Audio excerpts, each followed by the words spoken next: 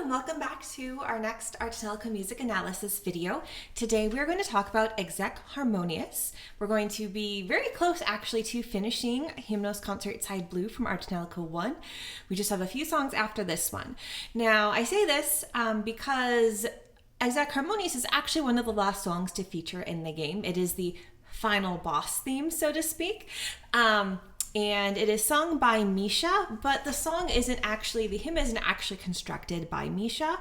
There's actually a very interesting history of this hymn, and we'll be able to kind of follow that through musically because I have some extra special bonus content that will help us really see how the song transformed during production.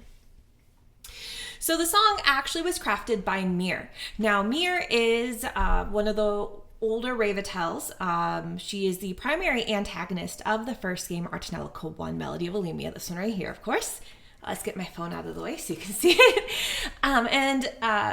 But she crafts this song specifically because she was created by these humans. She sees all this wonderfulness and she wants to really give thanks and express her warmth and her love to the humans who created her.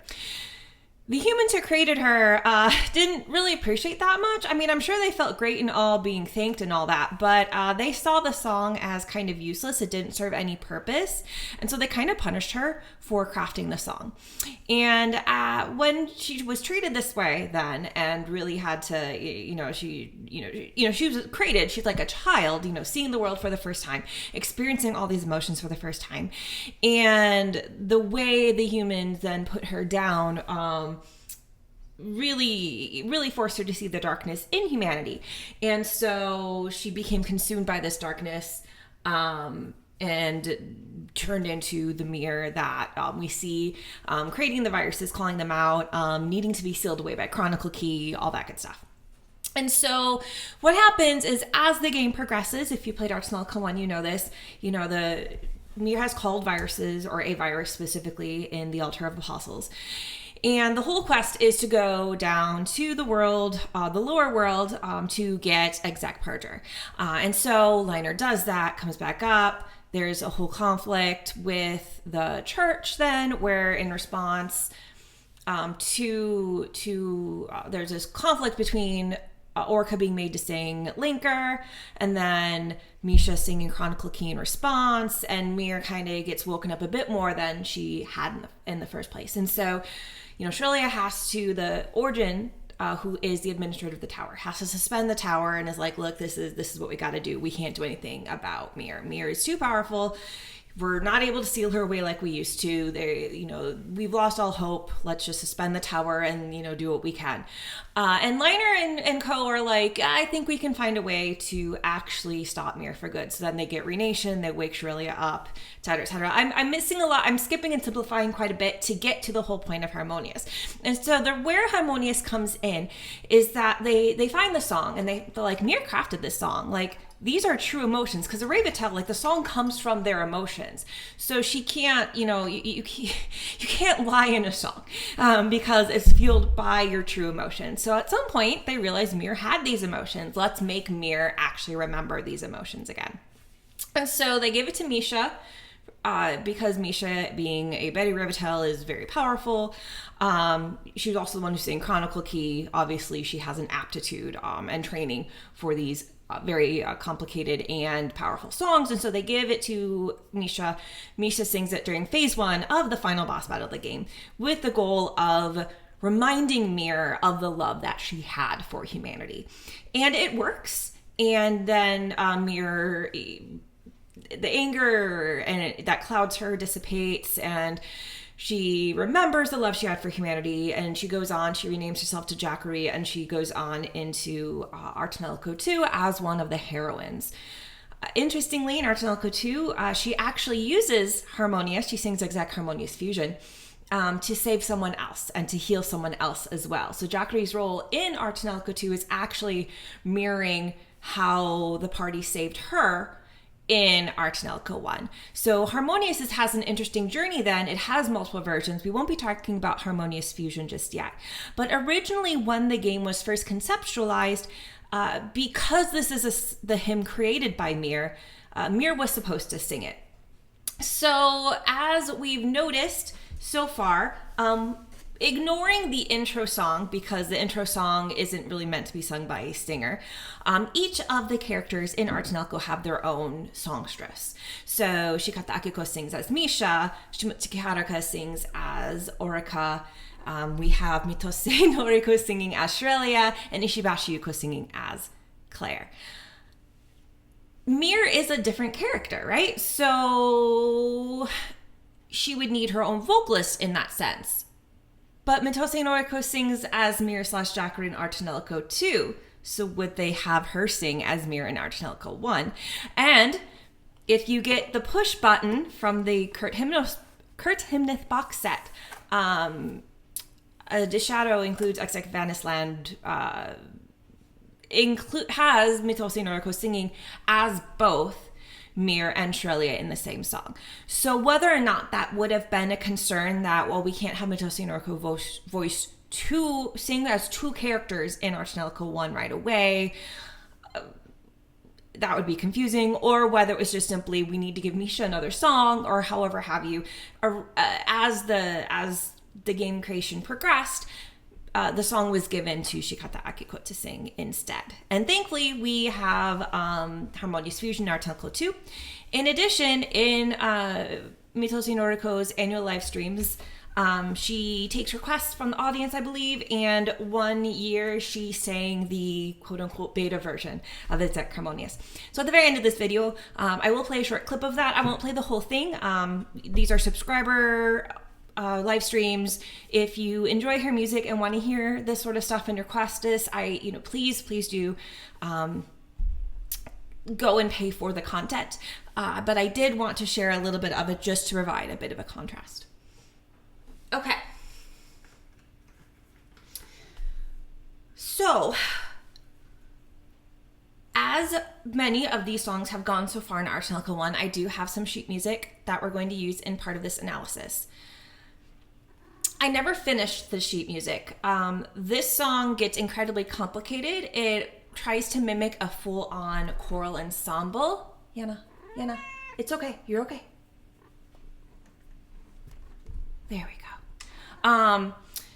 Tries to mimic, so it's hard to pick out some of the individual notes. In addition, there are a lot of key signature changes throughout this piece, some of which I've captured in the sheet music I did transcribe. I got about a third of the way through the song, but it just wasn't going to happen. And I had to come to terms with that, and this is actually one of the songs that ended the project back 16 years ago when I was transcribing these. So we will have some sheet music to talk about the early parts, but then we will continue on without it. In addition, the way this song is structured, it doesn't have the standard intro, verse, pre-chorus, chorus, etc. structure. It acts more like a piece of classical music with multiple movements. And so I've tried to label A, B, C, D, E, etc. parts, but even with that, there's an A part and two variations on it, for example. So it almost doesn't even make sense for me to start labeling these parts just because of how linear this piece of music is. It doesn't cycle like many pop songs or even like some of the previous Arte Nelco music that we've had. There are a couple motifs that repeat. The Fara Sonwe is a motif that repeats throughout the song. But the structure of the part of that repeats, the adjacent harmony that goes with it, the counter melodies that go with it, change every single time it appears. So calling that like a verse or an A part doesn't make a lot of sense. And in addition, the only other part that repeats does so in such a different way that I almost don't think it is a repetition. So I will kind of sort of be referencing parts, but for the most part, I think of this as a linear piece with like a movement, like with like 2 or 3 movements. You have a standard movement, you have a softer movement that builds to a climax, to another movement that moves towards the ending, is kind of how I really view this as a classical piece. I cut out a rant. I cut out some rants in my Erica Love video, but one thing that does come to mind is, when we talk about Arte Nelco music, And we think about how are we classifying this. It's the answer is easy. It's a soundtrack, right? This is meant to supplement a game, but it does so in a very different way than a lot of other soundtracks do. Most soundtracks are intended to sit in the background, and you're supposed to take everything all together, what's going on the screen visually, along with your audio, along with, if it's a game, the interactive nature. Whereas with our tonelico music, and a lot of us are doing this, which is why I'm doing these videos, we can listen to them on their own and get a lot of enjoyment out of that. Whereas otherwise, and like I said, not every soundtrack is like this. Certainly other soundtracks have this property. Expedition 33, which I recently finished, has this property. There are songs that you can just sit and listen to and get a lot of enjoyment from. But most soundtracks, especially if you look at every single track on the soundtrack, are meant to be supplementary. And so if I were to say then, okay, so, and there's nothing wrong with calling this a soundtrack. That is literally the genre it is. And, video games are coming more into the mainstream. There are awards now for soundtracks. Even at the Grammys, there's an award for a soundtrack. So calling this a soundtrack and leaving it as that is not necessarily something that we should consider derogatory or insulting. But then the question that's underlying and why I went on this rant in the first place is, if we take that label away and we say, no, this is more than a soundtrack, what genre is it? Many of these songs don't have an easy answer. This one does, and that's why I want to bring this rant back that I cut out in that earlier video. This one is probably the closest that we get to a traditional Western classical music piece with Exec Harmonious here. We get the choral stacking, we get the organ, we get the very orchestral drums with the big cymbals. It's very similar to Chronicle Key, except the difference with Chronicle Key is we still had that verse, chorus structure. We had some softer parts that were kind of a little more cheerful and traditional sounding. Harmonious doesn't do that. From start to finish, this is a very stereotypical classical sounding piece. So that's why I bring this back in. And so we have to analyze this more like a classical piece than a song. Again, why we're not doing our standard verse, chorus, etc. analysis with this piece. And also why I'm calling it a piece instead of a song. In classical music, you could have a piece which could be comprised of multiple movements, rather than a song which is meant to be completely standalone, listened to on its own, usually has lyrics. This certainly has lyrics. All the lyrics, by the way, of this song are in hymnos, like Chronicle Key. As we've gone through, some of these songs have been entirely in Japanese, some entirely in hymnos, and some in a mix. As we progress through the series, more and more are mixes, but we have a very large proportion right now, at least, that are entirely in hymnos. We're not going to see that very often. I mean, I think Exaxphilia does. There's a few scattered around, but for the most part, it's going to be stuck with some of these. All right, so I think that's about all the intro I have to say about the context behind the song and the rationale for how we're going to analyze it. So let's get in. The song through the entirety is in 4/4 time, which works really well with it being more classical. Classical music, you can have some oddities and some, randomness here and there, but much of classical music is in a very straightforward time signature, not because it's meant to be easy, but just because it's meant to be highly structured. And so we have that. Now, we do have a lot of key signature changes, so that is where we're going to deviate a little bit. So let's start by playing the intro, which starts in B flat minor is where this song begins.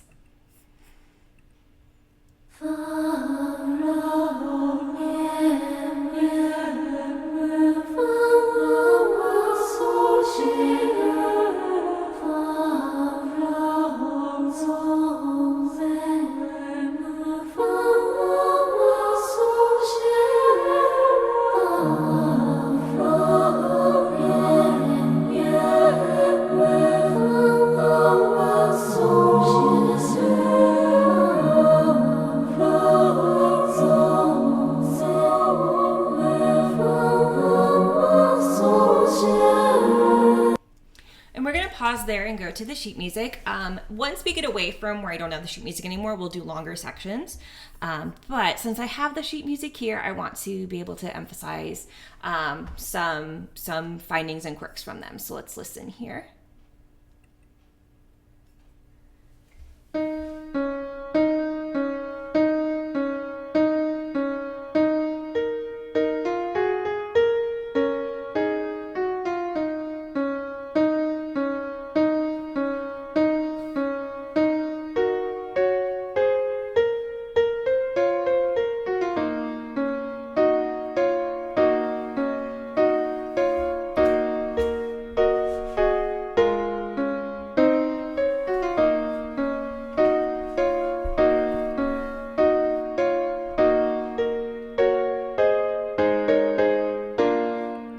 Okay, so we're going to pause there. Quite a bit to talk about here. So as I mentioned, this part of the song is in B flat minor. Now it doesn't, and that's what the key signature suggests. So when I say it doesn't look like it, on paper, if you just ignore how the notes flow in the melody, which makes no sense for analyzing a song, why would we ignore the melody? But on paper, it looks like this would be, from first glance, in B flat minor. If you go back to beginning here, fa, son, re, we are resolving each part of our melody back down to E flat. So you'd be like, well, shouldn't that be our tonic? Shouldn't E flat minor be our key? Ignoring the key signature in this way, because it is indeed, we're converging to this E flat in the melody and the counter melody. And as we go through the melody, we're converging back to that E flat. So why are we not in E flat? Again, the key signature is our first tip off. First tip off. But something very important happens once our full set of harmony comes in. So initially, we just have a melody line and a harmony line, and they're kind of weaving in and out together. They have almost like they're singing in a round. They're not, because they're singing different melodies, but the way they're weaving in that same start of the melody back and forth together make it seem like that. But once more pieces come in, we have a quote-unquote bass line in the, what I would say would be the alto 2 line. And that bass line, it's not obvious, but notice just because of how this program is displaying the sheet music, this is a bass clef here. So we're down here at B flat. So the bass line is hovering at that B flat, which suggests even though the melody wants to resolve to an E flat, that is not actually the tonic of our key. It's actually the B flat that our key signature does suggest. So that's why this is certainly in B flat minor, even though it may not look like that right away. This means the melody is technically starting on a fourth. We have... Now, in my Chronicle Key video, I talked about interval of a fourth, and I kind of shoehorned it in there. Really what that interval was an inverted fifth, which comes out to be a fourth below. So it didn't really have all the full properties, musical properties that a fourth would have. But this one does, because it is taking the tonic and playing an interval a fourth up. And so when we're doing that, we get a very formal and old-fashioned sound. We also get a quite harsh sound. Again, old medieval, pre-medieval music did use a fourth as a harmony, but it fell out of fashion as many classicals getting to the Baroque and etc. started thinking of a fourth as being dissonant. And this makes sense. It is exactly a halfway in between a happy major third, the most pleasing, a happy major third, the most pleasing interval you could have. And then you have the fourth, and then you have 4.5, which is the semitone, which is the most dissonant you can have. So we are playing the interval that's exactly halfway between the most and least pleasing intervals in existence. And so obviously you're going to have then some properties about that is still pleasing and that it still works. There are chords with the fourth bass in there. Here I have a fourth. I can bring the sixth in to get a chord, a major chord in this case. But I also could do a lot of other things, right? I could have a suspend chord. I could do a lot of other things and finish that off to make it not that was not pleasing, but it certainly wasn't a standard pleasing chord that we are used to. And so we have that harsher formal sound from that fourth being exactly, like I said, halfway between the major third and the semitone. So another thing to mention that the song begins a cappella. There's no instrumentation, as we heard in the original song before we got into the sheet music. It's meant to sound like a choir in a big hall. And so there's a lot of layered vocals and a lot of reverb. Reverb is when you have echoes. That's not like echo. It's echoes that are really, really close together. It's like... almost like if you're speaking into a megaphone and your voice is getting amplified in all directions, like the sound is bouncing off the wall back towards you. That's the type of sound that a reverb is doing. And so when you layer a lot of vocals on top of each other and you add a lot of reverb, you multiply the number of people that it sounds like. If you just have reverb on one person, it still sounds like one person, but it's a softer sound. If I were to just sing without any reverb, and I'm in a big room, there's a lot of cloth and furniture, you're going to get some dampening effects. So you're not going to get the full effect of a harsh sound in here. It's just not going to happen. And there's a lot of walls to bounce the sound off that's also helping it. And I can even hear, this is a very large room, I can hear my voice echoing down the hall. This is an open floor plan, 3,500 square foot house, 2 floors. So about 2,000 square foot, pretty much mostly open. So my voice is echoing down the hall. So I'm getting a little bit of a reverb effect. It may not be getting picked up by the microphone, but in a standard vocal booth, you're going to have the padding sheets all around you. It's going to be a very small room with padding sheets because you don't want the sound to echo back at you and that echo to get into the microphone. If you're going to add reverb, you're going to add it in post. Otherwise, you don't have any control over it. You want just the sound of your voice, and then you add the reverb later. That's how you do vocal recording. I've recorded albums before. That is the standard procedure. This is actually the microphone that my vocal producer, when I was recording my last album with my band, recommended I use because of how strict it is when it picks up sound and how it tries not to pick up reverb. I've always had issues having to stand like a foot away from my microphone because I project so much, and those will get that reverb back. If you play sound, and it's even if I had headphones on, it would sometimes even hear the sound in my headphones when I was playing the backing track. So you want a good microphone, you want a lot of padding, and so that both of those put together means that you're not getting sound bouncing off the walls back to the microphone, and the mic is too sensitive to pick that up even if a little bit did exist. So we are adding the reverb by hand in post-production here to multiply what it sounds like, the number of singers there are. It's used to make the sound bigger than it is. And then each, as I mentioned, this is a very classic formulation, the way the melody weaves and the counter melody weaves. The counter melody is just a second melody. That's not the main melody. That's literally what a counter melody means. You could think of it as maybe arguing for your attention. And especially in a case like this, where each piece, there's not really, there is certainly what I would say is potentially a melody, but it's not necessarily mixed louder than the other pieces, which is why this sounds more choral. Whereas parts of Chronicle Key, you had a melody that sounded like it was mixed at a higher volume, and so you could pick that out more clearly. Here, and you can see in the vocal arrange, rather, instead of doing a melody on the top, and then doing soprano 1, soprano 2, alto 1, alto 2. What I actually did is this is soprano 1, 2, 3, alto 1, 2, because there's not really a set melody. And as you can see, I didn't quite use this third line, but there is a point in the next section where all 5 lines are used, and not necessarily because I have a melody and what's supporting it. So it's a 5-piece, at least the amounts that I transcribed. We could get to a 6-part or 8-part harmony if I were to have continued on. But like I said, I was breaking my brain. All right, so that is what I would consider the A part, the first part of the first movement. So let's continue on to what you could say is the B part or the second part of the first movement.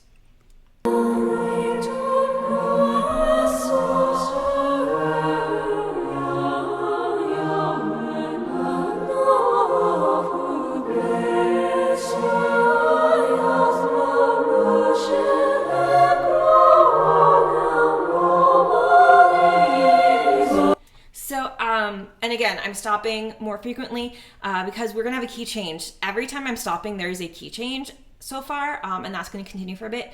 So it's just easier to analyze when everything's in one key. So that I would consider could be a B part. So we have...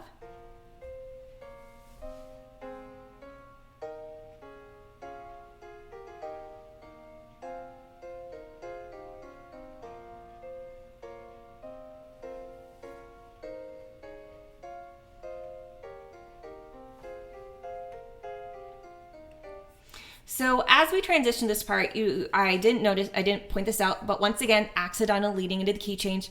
Very common way to alert you, hey, something's up, we're gonna do something, here's something out of the ordinary to prepare you for the key change on the downbeat. The key change, we're removing 1 flat, which is putting us into D minor. F minor, my apologies. We're putting this into F minor, and we can definitely see that this makes sense to be F minor, because if we look at these chords, when these block chords come in, the first one we have, it looks like A flat, C, A flat, and the last one we have, so that's part of an F minor chord, just missing the tonic. The last one we definitely see is a pure F minor chord. We have a C, F, and A flat as our three notes here. So we are definitely resolving to that tonic and getting to that F minor key. But notice, I want to point out, so we have these block chords here. We don't have any percussion, right? And so far we've had a lot of weaving back and forth that's given us a very smooth feel. Now we're getting some block chords to give us a little bit of, here we have some beats. It's not going to last. These aren't sung as staccatos. They're kind of held on a little bit. I did put rests in between them. They're not held for the full half measure, but they are providing some structure. But then you notice, instead of continuing on, we have some movement into the next part of this B part, if you were to call it part of this first, like halfway point of the first movement. So we're continuing on with the smoothness and not keeping on with the percussion with the vocals. And that's a very typical way that this song is going to operate. We're going to have some parts where it's going to seem like maybe we're going to have some structure and some timekeeping with the vocals, but it's going to fade away very, very quickly, as instead we're going to keep moving the song along. Because we have nothing else going on. We don't have instrumentation to move the song along. We don't have percussion to move the song along. We have entirely our vocals. So we're going to have these, normally this would be maybe a walking bass line, as I've mentioned, or in another piece. We have, some instrument or piano moving things along the background going towards the next chord. We don't have any of that. So instead, we're going to move the song along by adding maybe some runs in the vocals, maybe some transitional sections like this right here, in order to keep the song moving along. And then we are getting into a key change for a potentially a variation part. We're going to come back to the main motif, but we're going to do it very differently. And we're not going to have that same weaving back and forth of that melody going back and forth. And we are going to be in a different key. So once again, we're adding that complexity. Oops, wrong one. This one.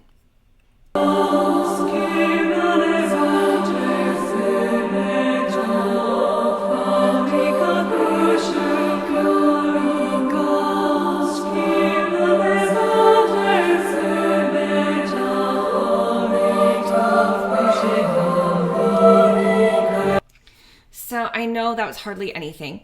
I want to point out, first of all, before we move on, the word Metafalica. As we know, our tonelico 2 has the melody of Metafalica as the subtitle. This is not necessarily the same Metafalica. Metafalica in hymnos literally translates to Song of Hope. So this is being used as it is saying here. This is being used just to be like a generic Song of Hope, not the Song of Hope that is in Melody of Metafalica. They're not singing the exec or method Metafalica, they are singing a Song of Hope. It's like if you have it as a proper noun or just a noun. Do you eat an apple or do you have an Apple computer? That's how Metafalica is being used here. It's capitalized just because it's a word we know that can be capitalized in proper noun and we want to emphasize it, but whether or not it should be capitalized, I could potentially argue that because it's not being used as the Metafalica. And actually Shikata Akiko, and she was putting this song together and reading through the lyrics, and certainly there were parts of the song that were already finished when it got sent to her, because the main idea of the song, again, there was a long train of how the song was supposed to go. But when she read this, she's like, and then she sang the song, and then when she saw, oh, Melody Metafalica, that was inharmonious. Look, everything's coming together, everything fits together. We're not just doing sequel bait. We're not just, pulling random things out there. There's actually a really thoughtful idea behind what's going on here. So that was really, really interesting to see. But let's go back to this part of the sheet music. Again, we have a key change here. We are changing to D minor, and it may not look like it. Again, we have a fa, ra, son, re. Starting wanting to resolve on a G, but if you look at the soprano line here And even the bass line, both of them are trying to dictate, no, we've got, we want to resolve to D. D is our tonic, even though the melody is resolving to that fourth of a G, giving it that formal look. This is actually in D minor instead.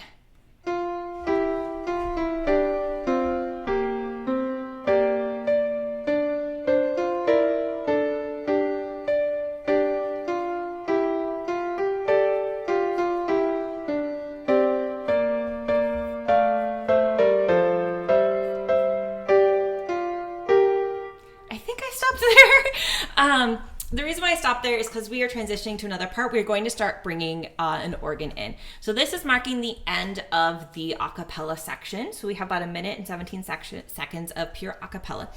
Now, in a setting where you're going to be playing music live, it is incredibly dangerous to start a song off a cappella and then bring instrumentation in.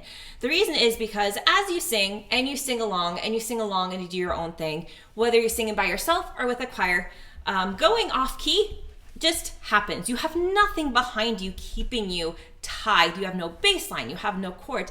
And then all of a sudden an instrumentation is going to come in and you could be in a widely different place. It just happens. That's how it is. Now, since this song was never meant to be performed live, and because she probably had an in-ear monitor that she sang along with in the recording studio, not in-ear, even over-ear, right? Keeping her on that this was not something that they needed to worry about. But if you are composing a song and you do intend to play it live, please, please, please do not start with an a cappella section and then have instrumentation come in. It is 9 out of 10 times, it's not going to work in your favor. It's going to make you sound off key, and it's going to sound really dissonant when you do come in because you're going to be in a different place. It's just how it is. So there's not really much to talk about here other than that. So let's go back here. So here we're coming in.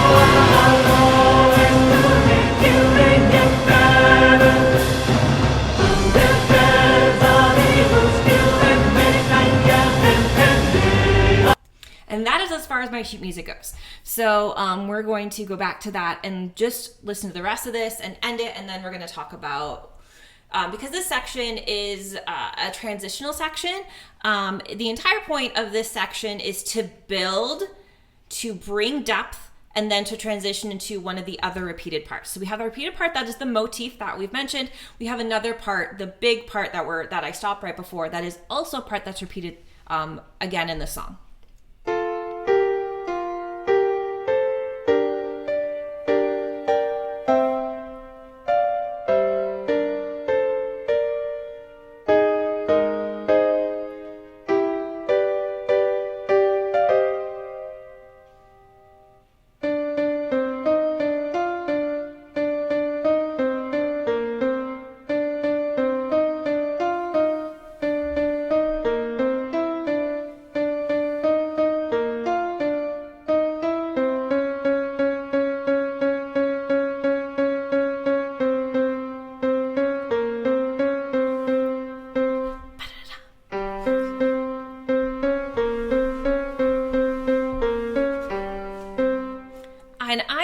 Confident. There was a part earlier, I think it's right at these couple measures before we get to the D flat repetition part, that I'm not confident at all. And that's the other reason. Like, not only was the rest of the song really complex, I wasn't confident on what I did transcribe here. And so I'm like, I'm not putting together something that I'm not confident on. So I stopped.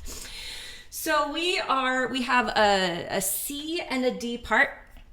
So the C part, or what I would call the C part, this is part of the end of what I would call the first movement. It's this softer part transitioning into what I would say the second movement, starting with this octave part here. we have a key change.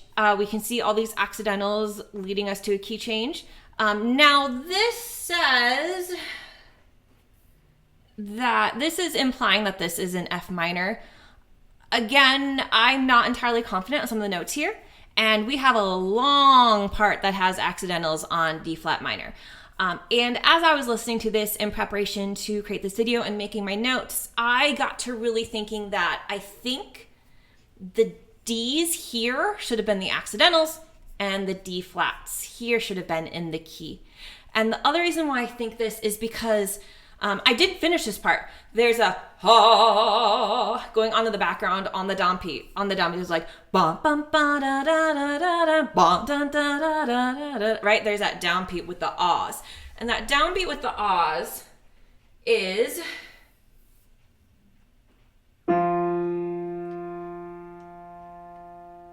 in F minor. My apologies. This key signature is suggesting it's in C minor instead. And so I think if we add the D flat in to the key signature, this would turn into F minor. And so I think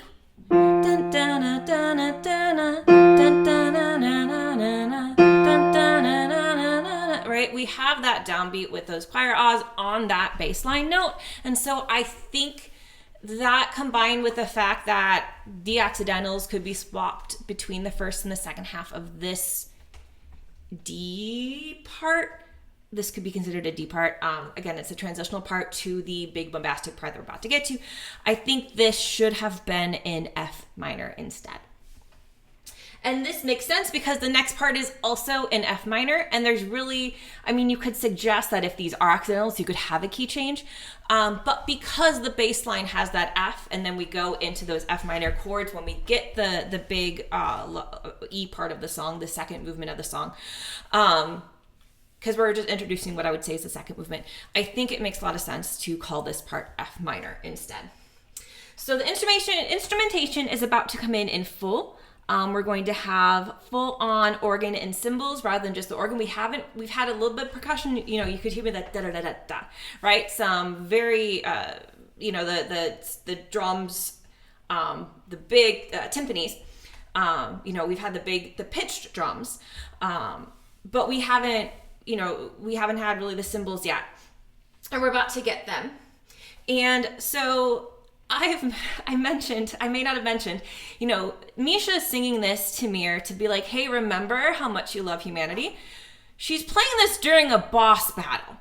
This is a boss fight theme. This doesn't sound like a boss fight theme yet.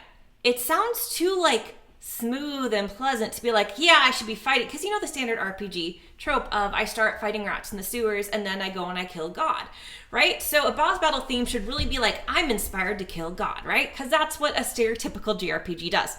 So far, I've not been inspired to kill God yet. But I'm about to be. And granted, we're not killing God. We're not even killing Mir. We are convincing her that she should remember her love for humanity. And again, she's going to turn and become a party member in the next game. And certainly, tonelico is not the first game to do this. It is the first game to do it really well. Other games have had redemption arcs for villains, and they have felt very flat at times. I really like how tonelico does this one, because Mir is not even really a villain. She was just driven to this anger and didn't know how to do it because she was basically a child, Raventel. So very interesting way to do it, and I think it works really well. Anyway, so we're going to continue on to what I would say is the climax of the song. If I had to say the song had a chorus, I would say this would be the chorus, but I am theoretically calling it the E part, and that we are fully into the second movement.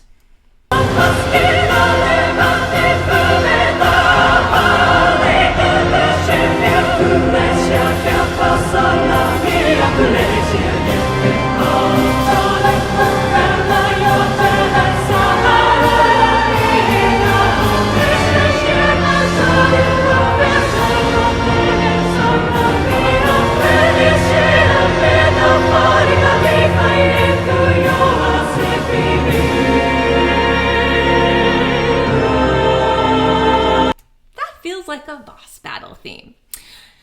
Now there's a lot of accidentals in there. I don't think we have any key changes in that part. And part of the reason is because we came from F minor we started this off in F minor, and this next part we're about to go into is in F minor. So it makes sense to stay in F minor. So now we're going to go into a softer part. So we're going to go towards the ending of what I would say would be movement 2. I could also call this the F and G part. There's clearly two parts here, a soft part and then a soft building part that I would call F and G.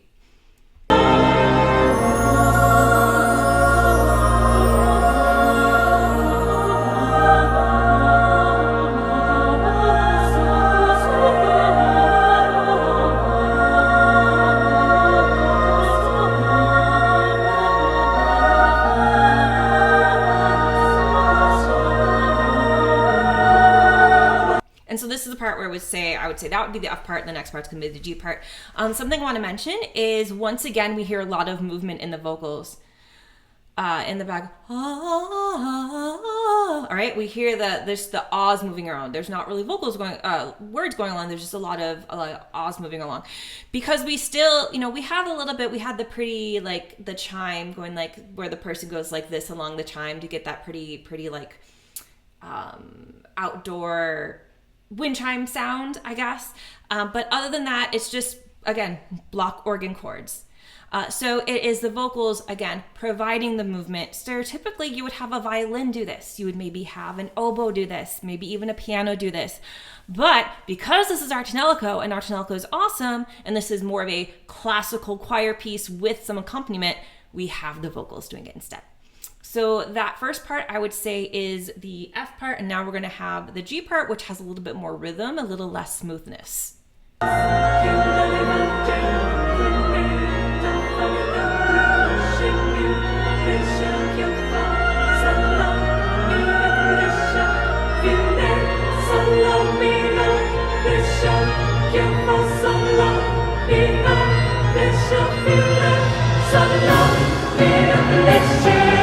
And so we have actually a switch up on our hands here.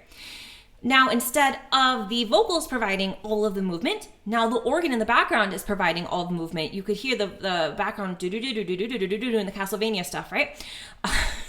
That's what I call it. When I wrote a song and it had I'd used a song I made for a video game that I had been working on years and years ago, and it was originally an organ, and we translated to a guitar riff, and everyone called it the Castlevania riff, because that's what it sounds like when you have organ music moving with that fastness, that the 16th notes without any breaks. It was just do do do do do do do do do do do do do do do, right? That's what the background was doing. And so instead, the vocals were providing rhythm. So there was no real rhythm. There was timekeeping provided by the organ, but there was no sense of we're moving the song forward with actual groove and rhythm. So we had the bum bum bum dun da da da da da da da da da. So some difference to bring that contrast in, to actually give some rhythm while the background, the organ, instead of the vocals, was moving things forward. So that was a complete switch on its head from before. We didn't even have rhythm before, but notice we have no percussion till the very end, where we're going to bring up with the timpani and snare to get back into the E part to end the second movement.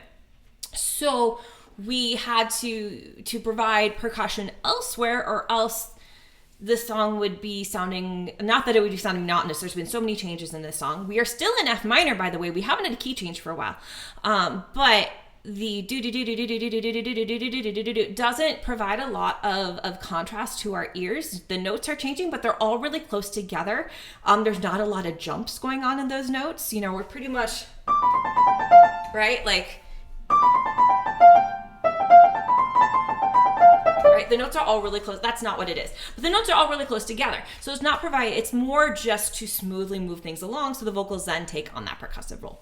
So now we're going to move back into the more of a block chord part with the vocals, where we have the cymbals coming back in again, and it is the E part repeated from earlier. We've built back up to it.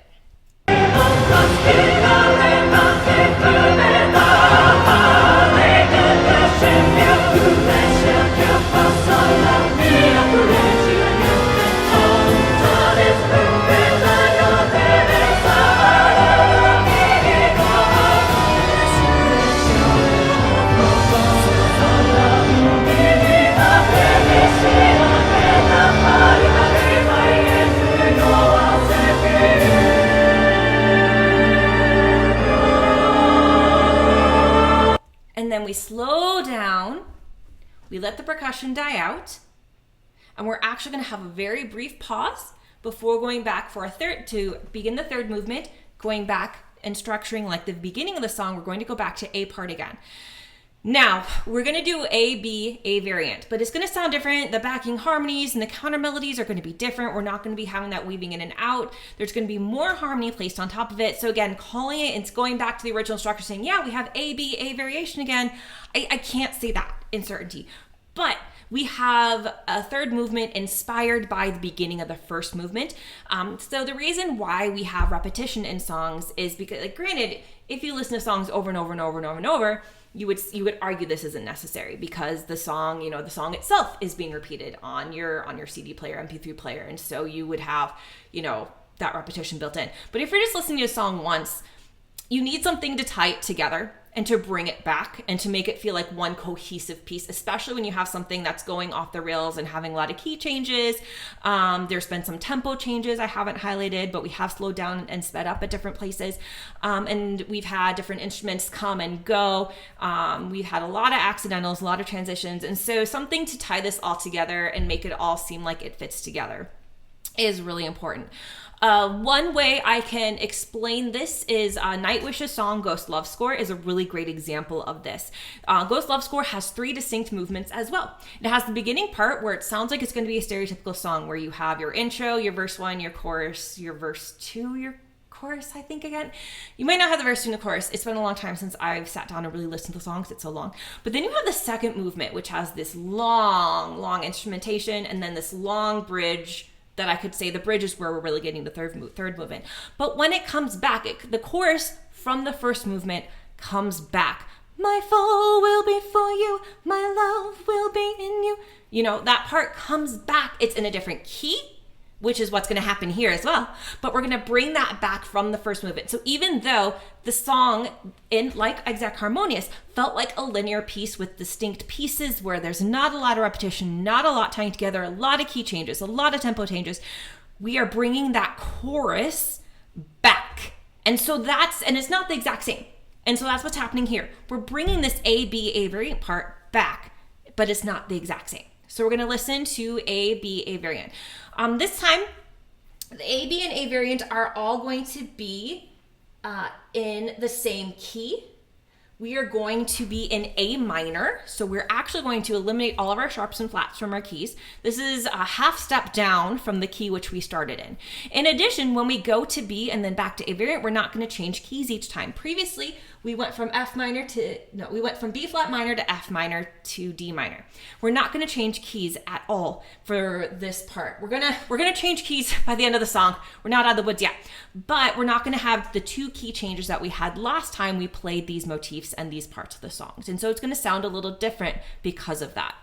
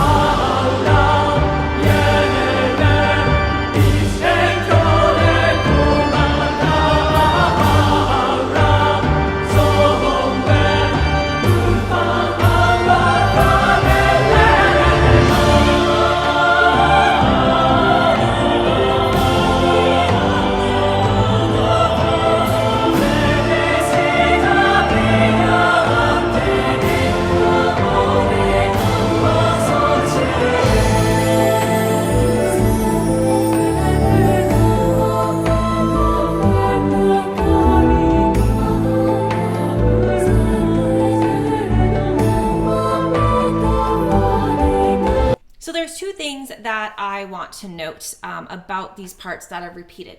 The first thing, 3 things. Sorry, I got thrown off when my Roomba decided to interrupt me.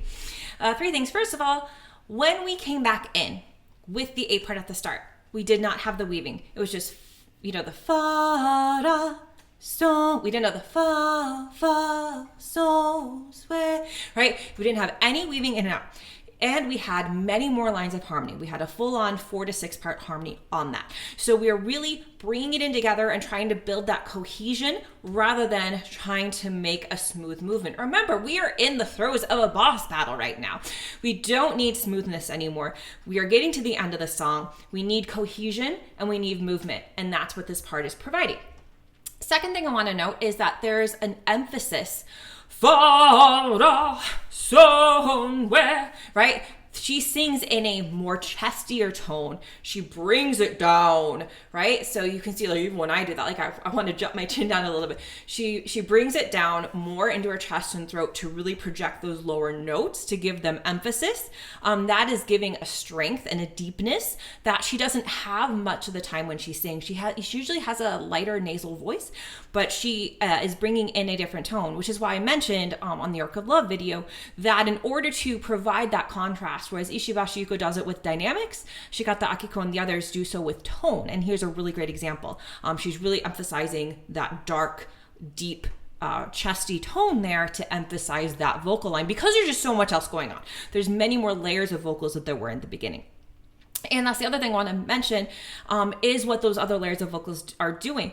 So in the B part, previously we had the block chords that were, we saw them on the sheet music. They had rests in between. They weren't really necessarily staccato, but they weren't held, and they were getting, this is the chords that I used to argue that that part was in F minor. We had, I believe, 5 chords. 4 or 5 chords. Whereas here, those chords are held the whole way through. There's not a break. And even between the chords, there's a little bit of movement to show that we don't need to use this as percussion, because we have stuff in the background that can act as percussion now. We have an organ in the background that can act as something to move the piece along now. So we can use vocals more for stereotypical harmony, more for those block chords, more for depth than for actual technical purposes, replacing other instruments, so to speak. And so that is the third big difference. In addition to just the harmonies are different. We could split hairs and start picking notes apart, but we'd be here all day. So that was the third movement had started. We did the A variant part, kind of like an echo of it. And now we are going to play the outro, which is going to end the song and the third movement. And so we are going to have a key change here. We are going to have an H part. H, I believe, is the next, no, G. Did we do G? Yeah, we did G. H is the next letter of the alphabet. This is why this is why we couldn't do verse, chorus, because we'd run out of labels. So we are going to start this part in D minor. So we were just in A minor, which did not have any sharps or flats. We are going to transition to D minor, which we've been in D minor before in this song, so it's not completely out of nowhere. D minor has 2 flats, 1 flat, 2 flats. There's been so much, hold on. 1 flat. And so it's not out of impossibility that this transition works out, but we're not going to stay in D minor. So even though we have a part that's going to end the song, we're also going to have a key change during this part that ends the song. So we are going to transition to G minor, which is going to pull in another flat. That's where I was like, is it going from 1 to 2 or 2 to 1?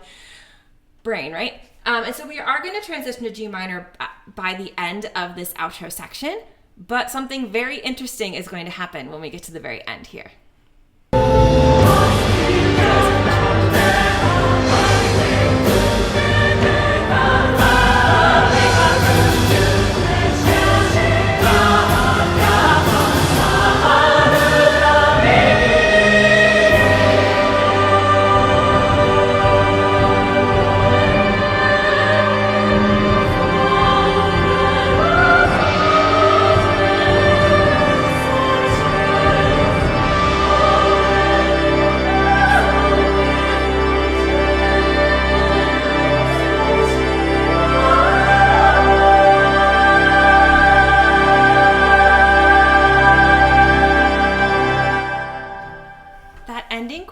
Was a major chord.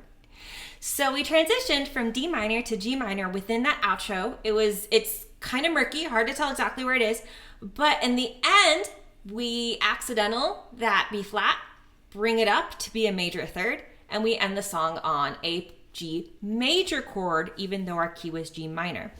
This makes a lot of sense with the theme of the song. And the reason is because this is a boss battle theme. Yes, this is meant to be intense. And again, gotta get you ramped up for a boss battle. That's the main point of fighting music in general in RPGs, is to get your heart racing, get your adrenaline going, make you feel like this is a big deal. I have player agency now. I'm not just sitting mashing X, watching cutscenes and watching the dialogue boxes go. I have to make choices, and my characters could fall, and I have to go back to the last save point. So it's meant to give you that sense of urgency. And so you're going to have something a little bit more intense in a boss battle theme. This ends, it's intense, but it's hopeful, because the meaning of this song was, hey, I love humanity. This is great. I'm thankful for my creators. And so why wouldn't that be happy, right?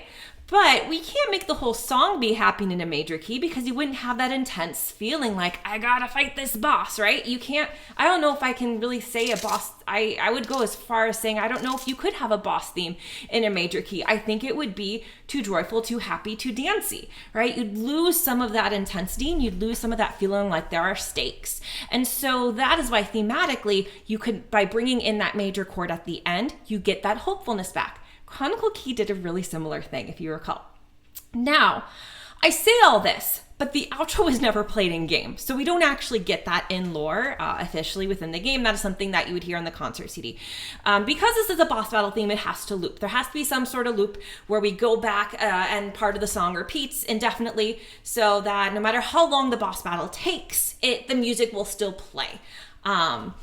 So the way this goes is the song plays at the beginning, and then right before this H part, where the last pause I had, so right before that last part where the ABA variant ended, right at that point where I had that pause before, it loops back to the part where the cymbals and the organs first came. Cymbal and the organ first came in, still in my part where I had transcribed right before the octaves part. I believe I labeled that C/D. There was a softer part, and then the instrumentation slowly ramped in. That softer part where the instrumentation ramped in is, I believe, where, if I recall, that's where the loop comes back. And so that is how then the loop is a good chunk, about good 4-ish minutes, because the acapella part ends at around 1:12 in.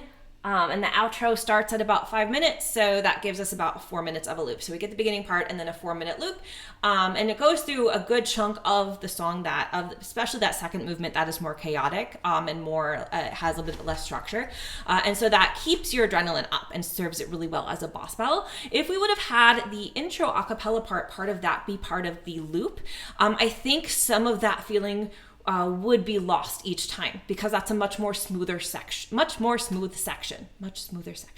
And so it doesn't work as well to be part of the loop. So the last thing I wanted to mention is, I said during development there was a demo, a prototype version of this song sung by Misha tonelico, and I have just about a 10-second clip.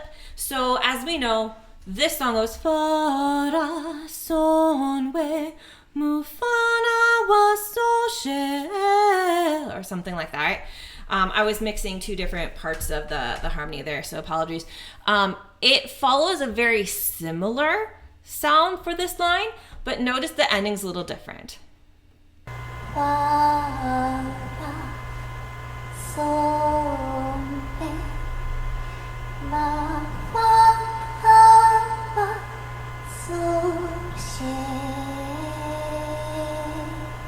So it comes down a little bit earlier, and the rest of this the motif is still clearly there, but this is about a 2-minute clip, and some of the melodies that appear in this clip are not in the song that we have here in Exec Harmonious that we have on the CD.